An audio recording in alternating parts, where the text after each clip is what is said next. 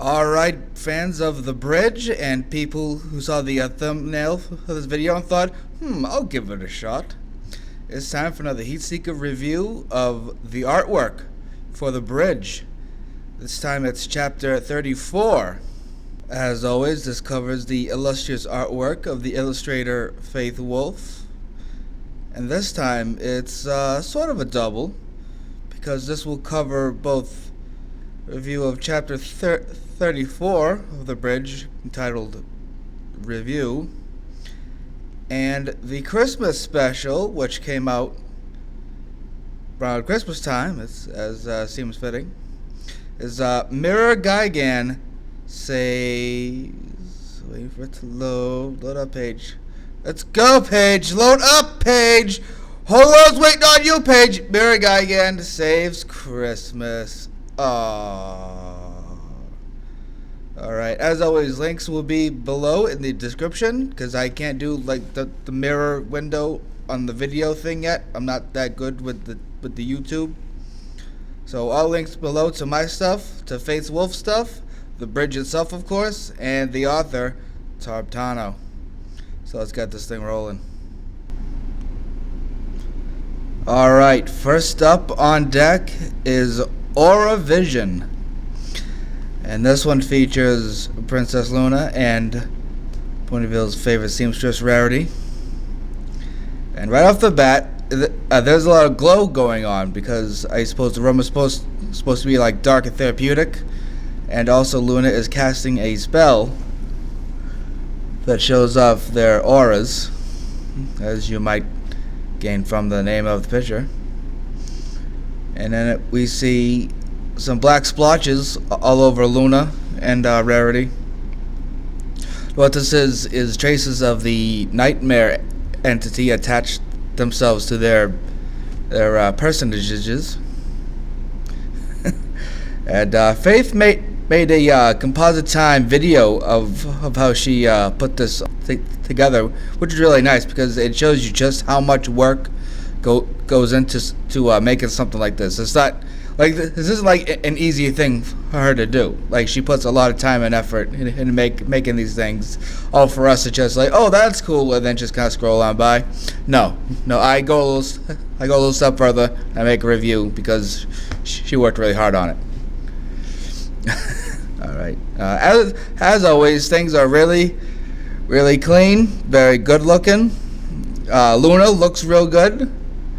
Rarity seems like she has a little rounder face than she does on the show, but nonetheless, she looks great. You know what I mean? Her mane seems a little shorter, but then she got some like stress curls going on, so there's that sort of things.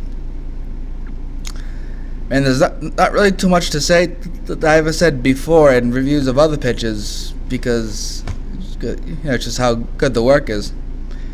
Luna looks great. Rarity looks great. As you see in the composite video, there's a ton of layers on this thing. More layers than I could fathom trying to work myself. A ton of shading all over the place. Has so much shading. I'm like, Faith, I'm tired of shading. And Faith is like, no, we gotta have more shading. We gotta keep shading. And Alrighty. Next up is You Knew. And what's going on in this scene is Zanilla mentions that he was previously aware that Cadence was pregnant, despite the fact that they had only just announced it to the rest of the characters in the scene. They are rather dumbstruck and quite shocked, as you can see, that Zanilla has been aware for quite some time, or at least the span of time from the battle with King Sombra until today. There's a lot going on in this scene here. I'm gonna start with the background, where we see the I forget what it's called, the glass paint, the painted window of when Shining Armor and Cadence did their love magic thing and saved Canterlot from the Changeling invasion. See on the background. I don't know if Faith had to like make that herself, or she lifted it from another source. I mean, I wouldn't fault her for lifting backgrounds. It's a perfectly reasonable thing to do as far as I'm concerned. Save yourself a lot of trouble and focus on the sort of main things that draw your attention. Alright. Going from left to right is Shining Armor. Wait, did I say Flash Sentry before? No, I said Shining Armor. Didn't I? Yeah, I might have to fuck that up again. Alright. Shining Armor. Pupils contracted. His hair looks good. He's got all the different shades in there. He's sort of plain looking. You know what I mean? Like, he's just all white, couple of different shades of blue in his mane, with the horn on his head. Sort of a plain looking character. Though there is some shading. There is some shading on him that adds a bit of depth, which looks real nice. But he looks good. He looks real clean. Next to him is Princess Cadence, who obviously has a lot more going on. She must have been up early in the morning to get her mane like that, and you know, broads are always spending a bunch of times, getting themselves ready. Now, I didn't notice this at first, but her wings are flared out in between her and Shining, and a bit on the right side there. I didn't notice that at first because it kind of blends into the background. That was a good touch. Her mane looks good. She's got the little odd looking tiara thing. Her expression differs from her husband's in that she's a bit more the just plain shocked, whereas he's both shocked and like, what? And so they got that nice distinction between their expressions. It's not just like a copy paste type of thing. And going down to the lower right corner is, I think everybody's favorite part of this picture is the deadpan from Zanilla with the little Japanese anime teardrop of "oh come on, really?" type of gimmick going on. You got the little more cartoony expression, which lends itself to the what's the word I'm looking for? To the dynamic of the scene, and he just sort of cut into the picture, and what we're seeing is just kind of a fourth wall representation of how he's feeling. It looks funny. I know that someone else has already taken this, made it their little avatar on Film Fiction. Oh, man. All right, moving along. All right, next up is Deal with the Devil.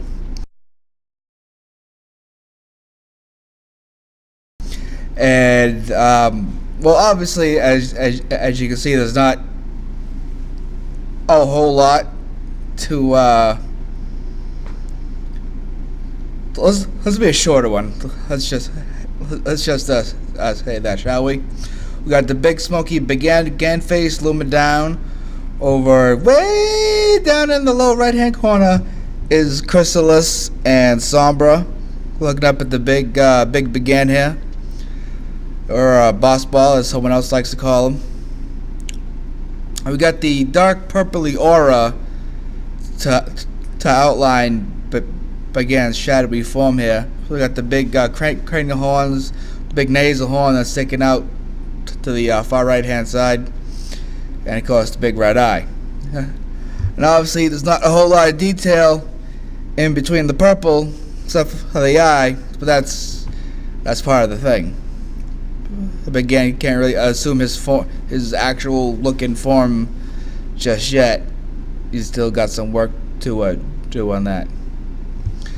So with that all said, I have to imagine that she had some type of reference model in front of her to look at, so she could, do what it looks like without the details. You just sort of have the outline. And down, of course, the right hand corner, we get little bitty Sombra and itty tiny Chrysalis looking up at him. There's not too much to say about the two characters, except that I can imagine that Faith must have drawn these much larger initially, and then she shrunk them down when she fixed them into this picture here, because you can layer stuff like that in GIMP, and that's what she uses. Yeah, from the perspective here, the detail looks great. I'm gonna pump it up a little bit on my own zoom. We don't really see the facial expressions here because that really doesn't matter at this perspection scale. It seems like there's something kind of funky going on with Crystal's head, but maybe maybe that's her ear to the right. Anyway, let's keep this train rolling. And the picture that rounds out chapter 34 is a new aspect. Now, in the context of the chapter, what happens is the aspect of Bagan called Mizu goes to the Akasha girl's world, grabs a shard of the other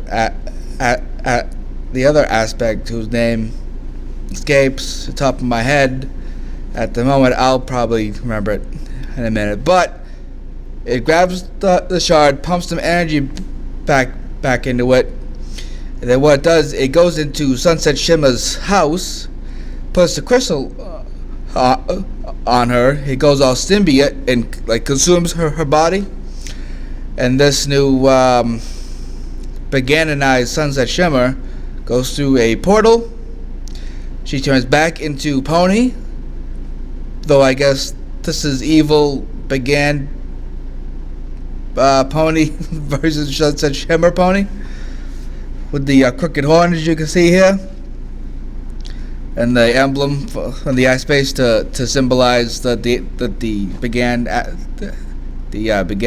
aspect is now in charge, now calling shots. And this is real shadowy here. Not too much detail to really comment on besides nice shading in the background.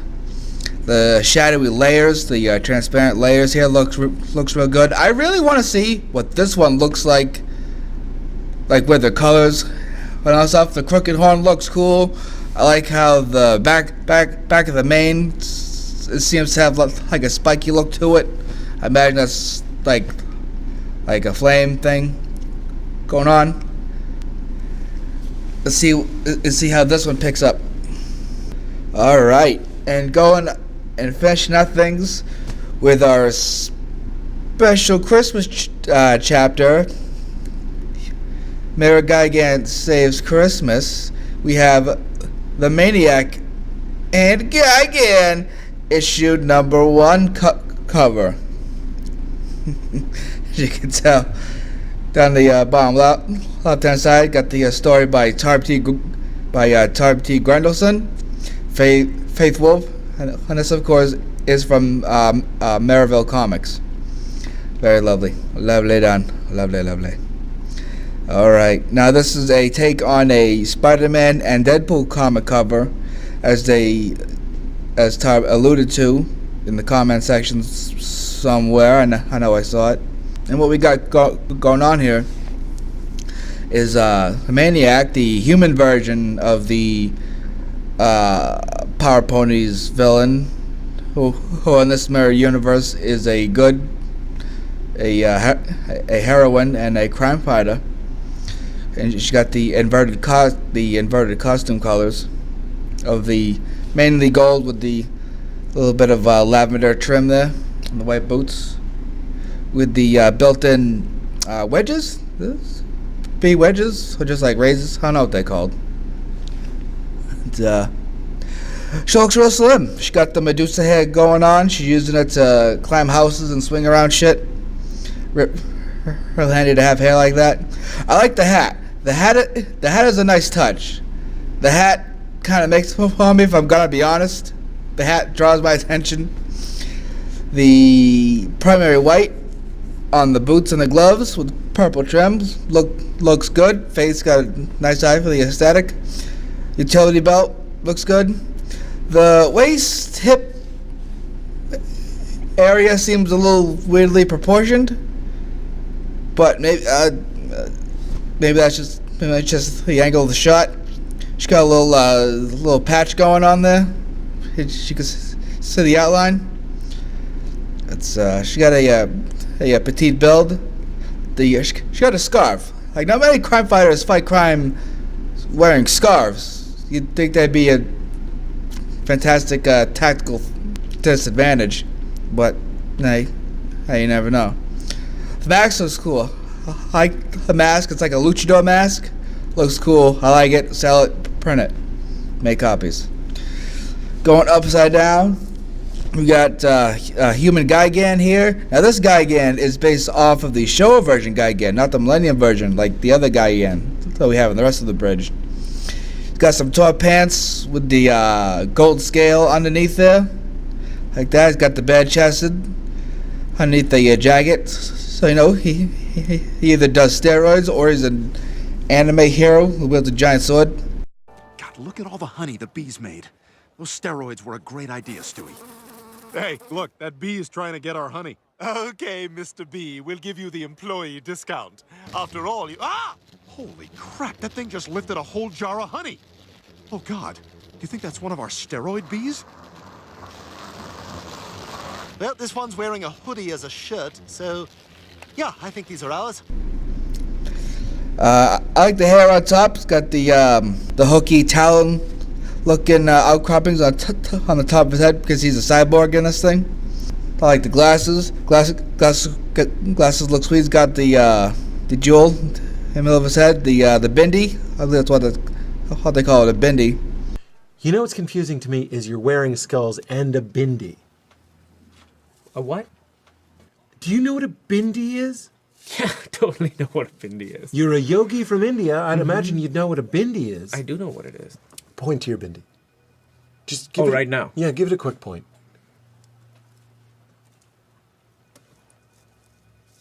No, that's your nipple.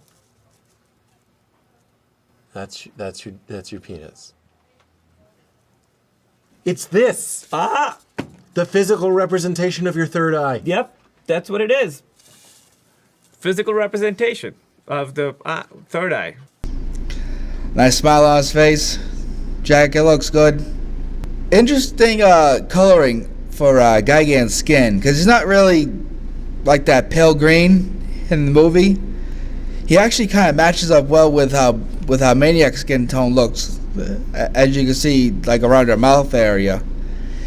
He's got this pale bluish green look to his skin, where Showa Gigan was, had fairly dark colors as far as that all went. This is a really cool cover. I wouldn't be surprised if we saw Maniac again. I know I've had my own ideas on how things could go for her. We'll see how that goes in the future.